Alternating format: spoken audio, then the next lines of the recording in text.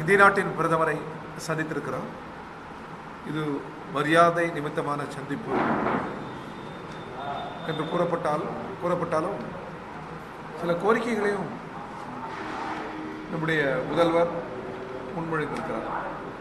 குறிப்பாக தமிழ்த்தாய் வாழ்த்து அரசு நிகழ்வுகளில் தமிழ்த்தாய் வாழ்த்துக்கு முன்னுரிமை அளிக்க வேண்டும் என்று அவர் கோரிக்கை வைத்திருக்கிறார். அதை பிரதமர் ஏற்க வேண்டும் என்று நாங்கள் கேட்டுக்கொள்கிறோம். எந்த இந்தியாவுடைய இதர தேசபக்த பாடலுக்கு தமிழ்நாடு எதிரானதல்ல. ஆனால் தமிழுக்கு அவரவர் தாய்மொழிக்கு முன்னுரிமை, அதுபோல் தமிழுக்கு இங்கே முன்னுரிமை வழங்க வேண்டும் என்று நாங்கள் கேட்டுக்கொள்கிறோம். மொழி வழி மாநிலங்களின் கூட்டிசைவுதான் இந்தியா. எனவே அந்த மொழிக்கு தாய்மொழிக்கு முன்னுரிமை அளிக்க வேண்டும் என்று முதல்வர் கோரியது மிக மிக சரி. பிரதமர் அதை ஏற்க வேண்டும் என்று நாங்கள் கேட்டுக்கொள்கிறோம். அதே போன்று வான்வழி அமைப்பு விமான தொழில்நுட்பத்தில் இந்தியா முன்னேறி வருகிறது. வான்வழி அமைப்பு தமிழ்நாட்டிலிருந்து இடம்பெறுவது சரியல்ல. அது தமிழ்நாட்டில் இந்த வான்வழி அமைப்பை உருவாக்க வேண்டும் என்று நாங்கள் கேட்டுக்கொள்கிறோம். அதேபோன்று மேகதாது அணை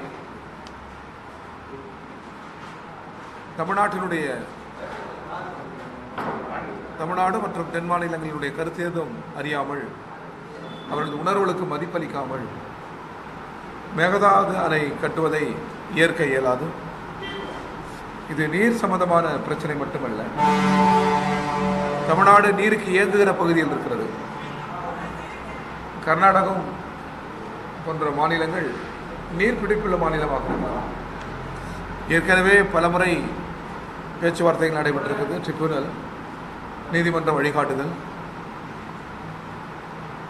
இவை எல்லாவற்றையும் கடந்து தமிழக மக்களின் உணர்வுகளை கடந்து அணை கட்டுவது என்பதை ஏற்க இயலாது. இந்த ஒன்றிய அரசு கூடுதல் கவனம் செலுத்தி அதை தடுத்து நிறுத்த வேண்டும். அதேபோன்று மீனவர்கள் பிரச்சனை நீண்ட காலமாக இருக்கிறது. கடலில் மீன்பிடிக்க செல்கிற நமது மீனவ சகோதரர்கள் இலங்கை கடற்படையால் துன்புறுத்துகிற நிலை தொடர்கிறது. கடல்களுக்கு எல்லை இல்லை. அதுவும் மீனவர்கள் கடலுக்கு சென்று விட்டால் கடல் திசையாகவும் மீனவர்கள் திசைதான். தவறுதலாக திசை மாறுகிற பொழுது அவர்களை உரிய நாடுகளுக்கு திருப்பி அனுப்ப வேண்டுமே தவிர அவர்கள் மீது தாக்குதல் தொடுக்கக்கூடாது என்று சர்வதேச சட்டமே இருக்கிறது. அவர்களை சிறைபிடிப்பது, வலைகளை அறுப்பது, மீன்களை கொட்டுவது என்பதெல்லாம் இறையாண்மை மிக்க ஒரு நாட்டை எளிதில் கடந்து செல்கிற செயல். எனவே அண்டை நாடு இலங்கை நட்பு நாடு, அதற்குரிய இலக்கணத்தோடு அது நடந்து கொள்ள வேண்டும். மீனவர்களை சிறைபிடிப்பது, அவர்களின் பொருட்களை அழித்தொழிப்பது, ஆயுள் கால சொத்துக்களை அழித்தொழிப்பது என்பதெல்லாம் ஏற்க இயலாது. இது குறித்து ஒன்றிய அரசு கூடுதல் கவனம் செலுத்த வேண்டும். இந்த பிரச்சனைக்கு ஒரு நிரந்தர தீர்வுக்கு சிந்திக்க வேண்டும். கச்சத்தீவு என்பதே ஒரு நட்பின் அடையாளம் தான். அது தொடர்ந்து தமிழக மீனவர்கள் தாக்கப்பட்டால் அது இன்னும் தொடர்மையானால் கச்சத்தீவு குறித்தும் நம்முடைய ஒன்றிய அரசு சிந்திக்க வேண்டும் என்று நாங்கள் கேட்டுக்கொள்கிறோம். அதே போன்று பல்கலைக்கழகங்களுடைய வேந்தர், ஆளுநர் அல்ல, தமிழக முதல்வர் தான். இது சட்ட போராட்டத்தில் நாம் பெற்றிருக்கிறோம். மக்களால் தெரிவு செய்யப்பட்ட மாநிலத்தின் முதல்வர் தான் பல்கலைக்கழக வேந்தர் பொறுப்பை ஏற்பது சரி என்று நாங்கள் கருதுகிறோம். ஆளுநர் அல்ல. இது குறித்து உயர்கல்வி அமைச்சர் சொன்னது அந்த கருத்தியல் ஏற்புடையதல்ல. அந்த கருத்தை அவர் மறுபரிசீலனை செய்ய வேண்டும். தமிழக முதல்வரும் அதில் மிக உறுதியாக இருக்க வேண்டும். இது நமது உரிமை, போராடி நாம் பெற்றிருக்கிற உரிமை. அதை நாம் இழந்துவிடக்கூடாது. கீழடி குறித்த அமர்நாத் ராமகிருஷ்ணனுடைய ஆய்வறிக்கை தமிழர் தம் தொன்மைகளை உலகுக்கு அறிவிப்பது, தமிழர்களின் மொழி, தமிழர்களின் நாகரிகம், தமிழர்களின் வாழ்வியல், உலகத்தோடு அவர்களுக்கு இருந்த உறவு என்பதுதான் அந்த அறிக்கை. எனவே அந்த அறிக்கையை வெளியிட வேண்டும். கீழடி ஆய்வுகள் தொடர்வதற்கு ஒன்றிய அரசு அனைத்து உதவிகளையும் செய்ய வேண்டும், அது கடமை. தமிழர்களின் தொன்மை என்பது இந்தியாவிற்கு பெருமை சேர்ப்பது. உலகத்தின் மிக தொன்மையான நாடுகளுடன், விரலிவிட்டு எண்ணக்கூடிய நாடுகளுடன் நீண்ட நெடுங்காலம் கலாச்சார, வர்த்தகம் போன்ற உறவுகளை, கடல் வழி உறவுகளை கொண்டிருந்த நாடு தமிழ்நாடு. எனவே அது குறித்த ஆய்வுகள் மேலும் மேலும் வெளிப்பட வேண்டும். இது இந்தியாவிற்கே, தமிழ்நாட்டிற்கு மட்டுமல்ல, இந்தியாவிற்கே சிறப்பு. எனவே அது குறித்து ஒன்றிய அரசில் கூடுதலாக சிந்திக்க வேண்டும் நாங்கள் கேட்டுக்கொள்கிறோம். கேரள முதல்வர் தோழர் பினராயி விஜயன் அவர்களின் இல்லம், வாடகை வீடு, அவரது இன்னொரு வீடு, இந்த இரண்டிலும் இடி ரெய்டு என்பது ஏற்கத்தக்கதல்ல. சட்டப்படி யார் வீட்டில் வேண்டுமானாலும் இடி ரெய்டு நடத்தலாம் என்பது வேறு. ஆனால் ஆட்சிக்கு 12 ஆண்டுகளில் அது ஏன் ஒரு பிஜேபி தலைவர்கள் வீடுகளில் ரெய்டு நடைபெறவில்லை?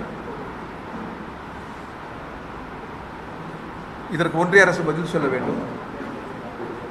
இடி ரெய்டு நடத்தி வழக்குகள் போட்டால் அவர்கள் பிஜேபியில் சேர்ந்து விட்டால் சுத்தமாக்கி விடுகிறார்கள். பிஜேபி என்ன அரசியலில் சுத்தம் செய்கிற மிஷினா? பலர் வீடுகளில் ரெய்டு நடைபெற்றிருக்கிறது, வழக்கு இருக்கிறது. அவர்களெல்லாம் பிஜேபியில் சேர்ந்து விட்டால் அந்த வழக்கை அமைதியாகி விடுகிறது. இப்படி அப்பட்டமாக அரசியல் சாசனத்தை மீறுவதும், பழிவாங்கும் நடவடிக்கையில் இடியை பயன்படுத்துவதும் இந்தியா போன்ற மிகப்பெரிய ஜனநாயக நாட்டிற்கு ஏற்புடையதல்ல. உலகின் மிகப்பெரிய ஜனநாயகத்தினுடைய பிரதமர், இந்தியாவின் பிரதமர், இதையெல்லாம் பார்வையாளர் மாடத்திலிருந்து பார்ப்பதும் சட்ட முறைமை அல்ல, ஜனநாயக விழுமியம் அல்ல.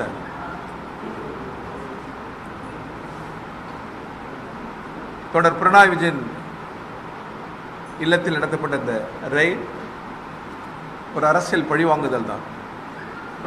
நாடு முழுவதும் இருக்கிற இடதுசாரி இயக்கத்தின் தலைவர்கள் வீடுகளில் நீங்கள் இன்னும் எத்தனை ஆண்டுகள் ரெய்டு நடத்தினாலும் அங்கிருந்து தேசவிரோதமான ஒரு பொருளையும் உங்களால் எடுக்க முடியாது. முறை தவறி சொத்துக்களை உங்களால் கண்டுபிடிக்க முடியாது. ஏனென்றால் ஊழியர்கள் கட்சி தருகிற நிதியில்தான் தலைவர்களும் தொண்டர்களும் தோழர்களும் வாழ்கிறார்கள். ரொம்ப இன்னும் கொஞ்சம் கூடுதலாக ரைட் பண்ணால் நீங்கள் புத்தகம் தான் எடுக்கணும். Marx, Engels, Lenin, Che Guevara, Ambedkar, Periyar புத்தகங்கள் தான் எடுக்க முடியும். காந்தி புத்தகங்கள் தான் எடுக்க முடியும். அந்த புத்தகங்களையாச்சும் எடுத்துட்டு இடி ரைடு எடுத்துட்டு போனால் கொஞ்சம் படித்தா கொஞ்சம் அவர்களுக்கு சிந்தனை வரும், அறிவு வரும். குறிப்பாக காந்தி புத்தகம்லாம் படித்தா ரொம்ப நல்லது. கம்யூனிஸ்ட் தலைவர்கள் வீடுகளில் நீங்கள் ரைட் பண்ணிங்கன்னா அப்படி தானே கிடைக்கும், புத்தகம் தானே கிடைக்கும். வீட்டுக்கு வீடு புத்தகம் இருக்கும், அரைக்கரை புத்தகங்கள் இருக்கும், நாடு குறித்த நலன்கள் இருக்கும். எனவே இவையெல்லாம் பழிவாங்க நடவடிக்கை, இதை ஏற்க இயலாது.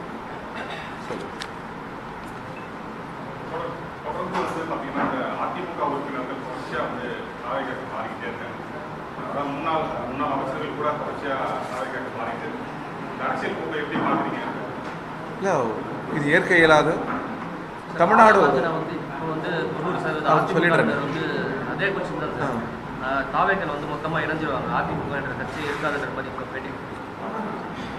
இது தமிழ்நாட்டினுடைய மக்களின் விருப்பங்களுக்கு மாறானது, மக்கள் அளித்த தீர்ப்புக்கு மாறானது, தமிழகம் பின்பற்ற வேண்டிய அரசியல் நெறிகளுக்கு மாறானது. இது ஏற்க இயலாது. தாவேகாவுக்கு இடதுசாரிகள் தருகிற, விடுதலை சிறுத்தைகள் உள்ளிட்ட இடதுசாரிகள் தருகிற ஆதரவே போதுமானது. எனவே சட்ட நெறிகளுக்கு புறம்பான எந்த செயலிலும் ஈடுபட்டு ஒரு ஆதரவை கோருவது என்பது ஏற்புடையதல்ல. நீங்கள் கேட்டது 90% அதிமுக வந்து தாவேக்கா வந்து இறந்துருவாங்க மாதிரி ஆதரவு சொல்லியிருக்காரு. அண்ணா திராவிட முன்னேற்ற கழகம் ஒரு ஜனநாயக சக்தி, திமுக ஒரு ஜனநாயக சக்தி, இரண்டும் திராவிட இயக்கங்கள். பல கட்சி இயங்க முறை கொண்ட ஒரு நாட்டில் இந்த கட்சிகள் எல்லாம் இருக்க வேண்டும் என்று கம்யூனிஸ்ட் கட்சி கருதுகிறது. கொள்கை கருத்தியல் தான் முரண், அதில் தான் ஒன்றை ஒன்று எதிர்த்து போரிட வேண்டுமே தவிர ஒரு கட்சி இன்னொரு கட்சி வீழ்த்துவது என்பது இந்த அரசியல் கருத்தியலில் தான். ஆனால் ஜனநாயகத்தில் பல கட்சி இயங்க முறையில் ஜனநாயக கட்சிகள் இருப்பது நல்லது என்றுதான் நாங்கள் கருதுகிறோம். விருப்பத்தின் பேரில் ஒருவர் எந்த ஒரு கட்சியும் தேர்ந்தெடுக்கலாம், அது வேறு. இந்த முறைமைகள் ஏற்புடையதல்ல.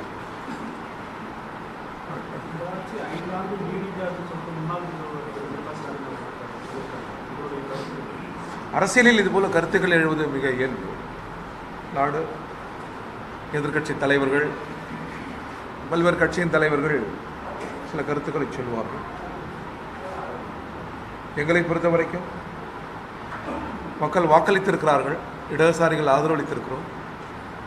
5 ஆண்டு இந்த ஆட்சி நீடிப்பது நல்லது. ஆனால் அந்த ஆட்சி நல்லாட்சியாக இருக்க வேண்டும், மக்களின் எதிர்பார்ப்புகளை நிறைவேற்ற வேண்டும், கொடுத்த வாக்குறுதிகளை நிறைவேற்ற வேண்டும். முன்னர் தமிழக முதல்வர் மாண்புமிகு ஸ்டாலின் அவர்கள் காலத்தில் நிறைவேற்றப்பட்ட நலத்திட்டங்கள் தொடர வேண்டும். இன்றைய முதல்வரும் மாண்புமிகு விஜய் அவர்களும் புதிய புதிய நலத்திட்டங்களை கொண்டு வர வேண்டும். வறுமை ஏழ்மை ஒழிப்பில் முன்னுரிமை அளிக்க வேண்டும். தொழிலாளர்களின் கோரிக்கைகள் மிக மிக சாதாரண தொழிலாளர்களின் கோரிக்கைகள், அரசு ஊழியர்களின் கோரிக்கைகள், ஆசிரியர்களின் கோரிக்கைகள், மருத்துவமனை ஊழியர்களின் கோரிக்கைகள், பல கோரிக்கைகள் கிடப்பில் இருக்கிறது. அந்த கோரிக்கைகள் எல்லாம் நிறைவேற்ற வேண்டும் என்று நாங்கள் கேட்டுக்கொள்கிறோம்.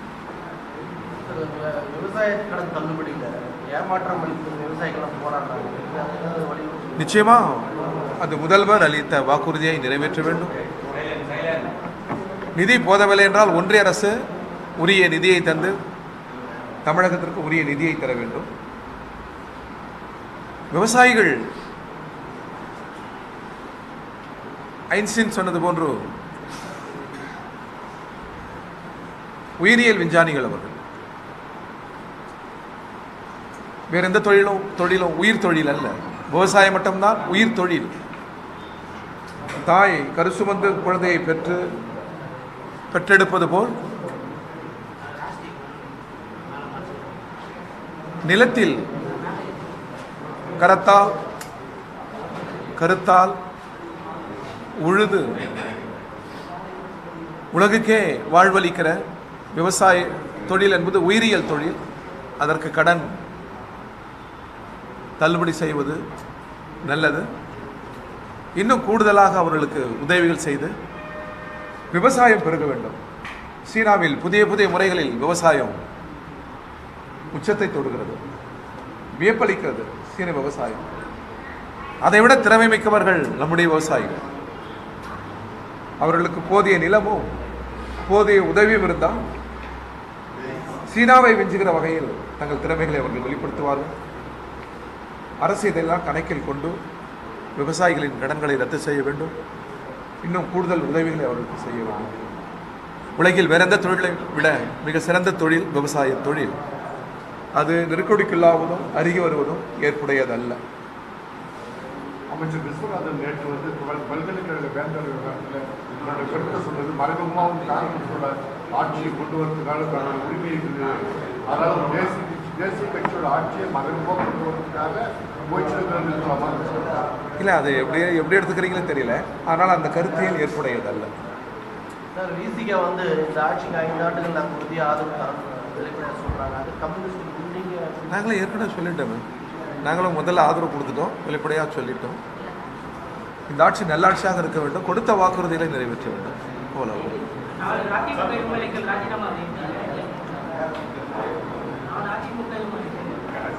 அரசியல் ஏற்கனவே சொல்லிட்டேன். அதுக்கு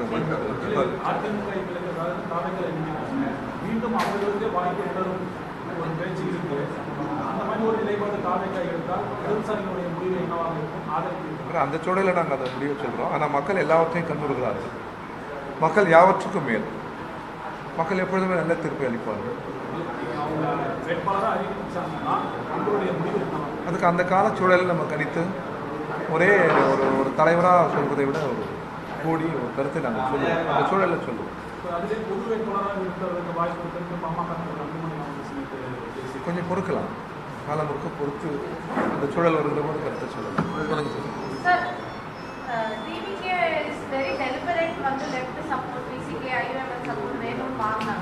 And now the horse trading எல்லாம் பண்ணி ADMK ministers, ADMK MLAs வாங்கிட்டாங்க.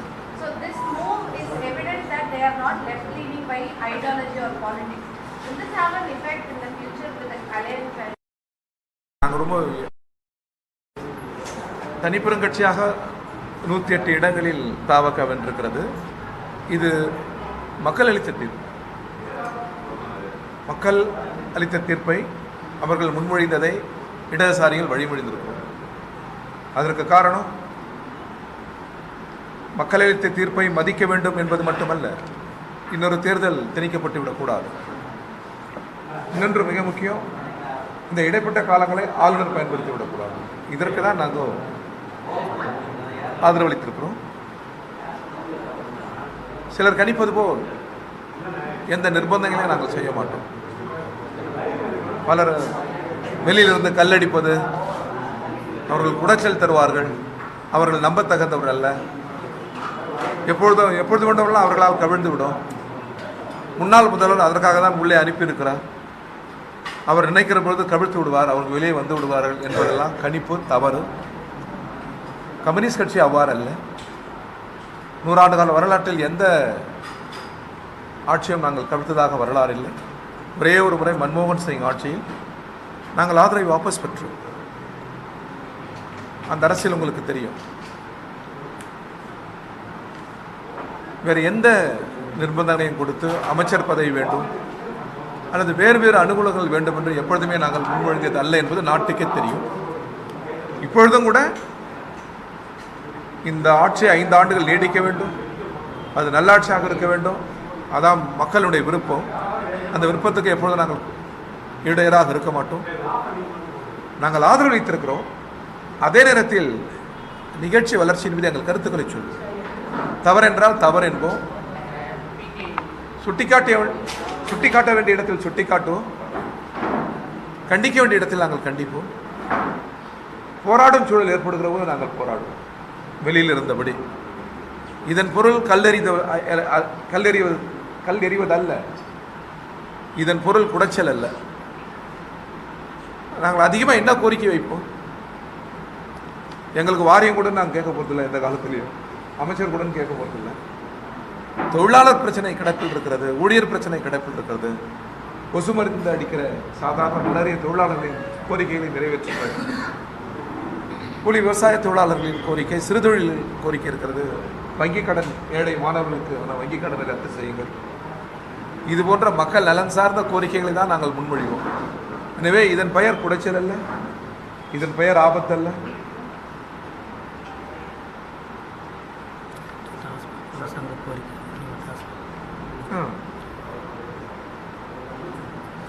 சார், கூட்டணியிலே இருந்தாலும் தொடர்ந்து பாமக ஆளுங்கட்சி விமர்சித்தே வந்துள்ளது தமிழக ஆளுநர்.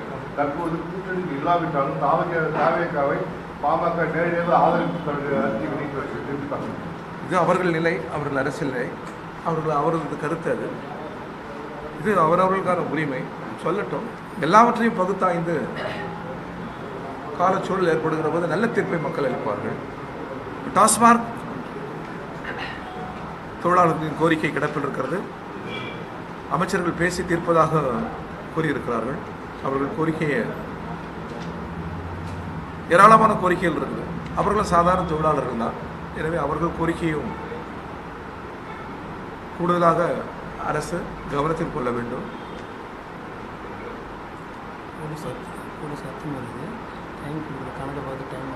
அந்த கோரிக்கைகள் எல்லாமே அடைக்கும். போலீஸ் அத்துமீறுவது, அதிகாரிகள் தலையீடுகள், அதிகாரிகள் மிரட்டுவது, மிக மிக சாதாரண ஏழை தொழிலாளர்கள் தான் டாஸ்மார்க்கில் இருக்கிறவர்கள். எனவே அவர்களின் கோரிக்கையை அரசு கவனத்தில் கொள்ளும் என்று நாங்கள் நம்புகிறோம். அமைச்சர்களும் உறுதியளித்திருக்கிறார்கள். அங்கன்வாடி, ஆஷா தொழிலாளர்கள், இவையெல்லாம் மிக மிக எளிய மக்களின் பகுதி நேர ஆசிரியர்கள், இது போல பல கோரிக்கைகள் இருக்கிறது அல்லவா? இந்த கோரிக்கைகளையெல்லாம் நாங்கள் முன்மொழிகிறோம், அழுத்தம் கொடுக்கிறோம். அரசும் முதல்வரும் இதற்கு கூடுதல் கவனம் செலுத்த வேண்டும் என்று நாங்கள் கேட்டுக்கொள்கிறோம். தொடர்ச்சியாக முதல்வர் வந்து பார்த்தீங்கன்னா செய்தியாளர் சந்திப்பில் வந்து நடக்கிறதில்ல. அதாவது முக்கியமான விஷயங்கள் கூட தொடர்ந்து அவர் கருத்து தெரிவிக்க மறுக்கிறாங்க. அதாவது மேகதாது விவகாரம் ஆகட்டும், அல்லது வந்து ஆளுநர் ஆகட்டும், இல்லைனாக்கா எந்த விவகாரமும் தொடர்ச்சியாக இது வரைக்கும் கூட கேரளாவுடைய ஒரு வீடியோ சொல்றதுப்பா இது வரைக்கும் எந்த கருத்து ஒரு முதல்வராக அவர் இது வரைக்கும் எந்த கருத்துமே தெரிவிக்கிறது அவர் செயல்பாட்டை எப்படி பார்க்குறீங்க? நிச்சயமாக முதல்வர் தனது கருத்தை சொல்ல வேண்டும். ஜனநாயகத்தின் தூண்கள் பத்திரிகையும் ஊடகமும். பத்திரிகையும் ஊடகமும் இல்லாவிட்டால் ஜனநாயகம் குருடாகிவிடும் என்பார்கள் அறிஞர்கள். எனவே அந்த துறையின் முன்னால் நின்று அவரிடத்திலே கருத்துக்குள் சொல்ல வேண்டும் என்று நான் தமிழக முதல்வரை தோழமையோடு இந்திய கம்யூனிஸ்ட் கட்சியின் சார்பில் கேட்டுக்கொள்கிறேன். அடுத்து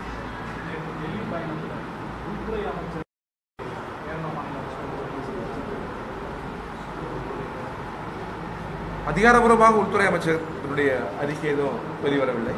ஒரு முதல்வர் பிரதமரை சந்திக்கிற போது உள்துறை அமைச்சர் சந்தித்திருக்க வேண்டும், சந்திக்க நேரம் ஒதுக்கி இருக்க வேண்டும். அவர் அதற்கான என்ன காரணம் சொல்றாருன்னு பார்த்து நம்ம கருத்து சொல்லலாம். ஆனால் பிரதமரே சந்தித்த பிறகு உள்துறை அமைச்சர் சந்தித்திருக்க வேண்டும்.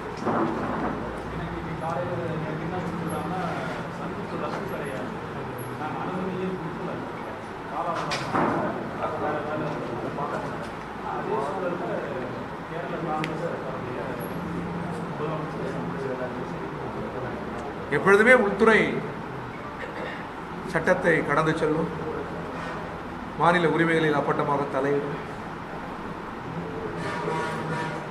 எப்பொழுதுமே வெளிப்படையாக உள்துறை இருந்ததில்லை.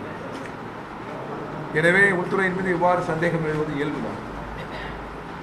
ஏற்கனவே நான் குறிப்பிட்டது போல மாநில கட்சியோட தேசிய கட்சி கொடுக்கிறது அரசு என்பது இந்த உள்துறை அமைச்சருக்கு காங்கிரஸ் சந்திப்பு உறுதிப்படுத்தி சொல்லலாம். எனக்கு புரியல என்ன சொல்றீங்க. சரிங்களா? எப்போதுமே தேசிய கட்சிகளுக்கு முன்னுரிமை அளிக்கப்படுகிறது மத்திய அரசு என்ற கோரிக்கை தான் சற்று முன்னாடி ஒரு கேள்வி முன்வைக்கிறேன். அதை தான் இப்போது உறுதிப்பட்டது கேரள காங்கிரஸ் உள்துறை அமைச்சர். இல்லை, தேசிய இயக்கங்கள், தேசிய கட்சிகள் எவ்வளவு முக்கியமோ பல கட்சி இயங்கும் முறையில் அவ்வளவு முக்கியம் மாநில கட்சிகள். இன்றைக்கு அனைத்து மாநிலங்களிலும் மாநில கட்சிகள், பல கட்சிகள் உருவாகிவிட்டது. அதையும் கடந்து சென்று விட முடியாது. நாட்டில் தேசிய கட்சிகளுக்கு என்ன முக்கியத்துவம் உண்டோ அதற்கு சற்றும் குறையாத முக்கியத்துவம் மாநில கட்சிகளுக்கும் உண்டு. மாநில கட்சிகளாகட்டும் தேசிய கட்சிகளாகட்டும் யாவும் சட்டத்தின்படிதான். அனைத்தும் ஜனநாயக விழுமியங்களை, நமது முன்னோர்கள் நமக்கு அளித்த ஜனநாயக விழுமியங்களை கடந்து செல்லாமல் அந்த விழுமியங்களை வளர்த்தெடுப்பதற்கு கூடுதல் முன்னுரிமை அளிக்க வேண்டும் என்பதுதான் இந்திய கம்யூனிஸ்ட் கட்சியின் நிலை. சார், ஃபால்ஸ் இன்ஃபர்மேஷன் இந்த கவர்மெண்ட் வந்ததுலேருந்து அது ஒரு ரொம்ப ஃப்ரீக்வெண்ட்டான பிரச்சனையாக இருக்குது. So false information is a corporate model of manufacturing consent அவங்க ஓட் பேங்க் பாலிடிக்ஸை ஃபேஸ் பண்ணி. ஸோ அதை இன்னும் கம்யூனிஸ்ட் கட்சிகள் யாரும் அதை அட்ரஸ் பண்ண. எங்களை பொறுத்தவரை லெனின் பல ஆண்டுகளுக்கு முன்னால் அக்டோபர் புரட்சி வெற்றியடைந்த பிறகு சொன்னார். அக்டோபர் புரட்சியில் கம்யூனிஸ்ட் கட்சி வெற்றியடைந்தவுடன் அதை பற்றி அவதூறுகள் பரப்பப்பட்டது. கொள்ளைக்காரர்கள் அதிகாரத்துக்கு வந்து விட்டார்கள், பிச்சைக்காரர்கள் அதிகாரத்துக்கு வந்து விட்டார்கள், நாடு முழுவதும் கொலை நடக்கும் என்றெல்லாம் பிரச்சாரம் செய்தபோது லெனின் சொன்னார், slander is a part of the politics. எனவே அத்தகைய சிந்தனையில் அவர்கள் அவதூறுகளை செய்வார்கள். அவதூறுகளை எல்லாம் கடந்து செல்கிற அரசியல் விழிப்பு தேவை, அரசியல் உரையாடல் தேவை.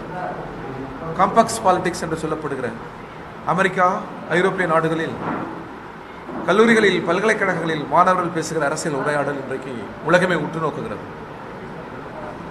காசாவுக்கு எதிராக இஸ்ரேலுக்கு ஆதரவாக அமெரிக்கா இருக்கிறது. ஆனால் அங்கே பிறந்து அங்கே வளர்ந்த மாணவர்கள் காசாவுக்கு ஆதரவாக குரல் எழுப்புகிறார்கள்.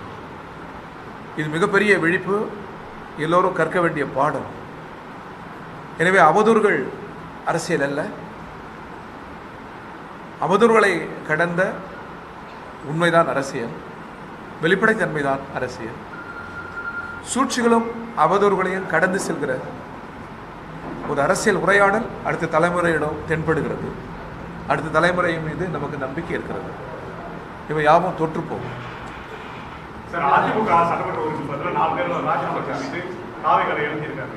மறுபடியும் இடைத்தேர்தல் தாவேக தாரத்தில் வந்து போட்டியிட போதாங்க. அவங்க வந்து ஆதரவு தெரிவிக்கும் சிபிஐ போட்டிட்டாங்க மறுபடியும். இல்லை கம்யூனிஸ்ட் கட்சி சட்ட நெறிகளை மீறுவதை ஆதரிக்காது, அறநெறிகளை மீறுவதை ஆதரிக்காது. அவ்வாறு ஒரு இடைத்தேர்தல் ஏற்படுகிற பொழுது இடதுசாரிகள் ஒரு சரியான நிலை. ஓகே.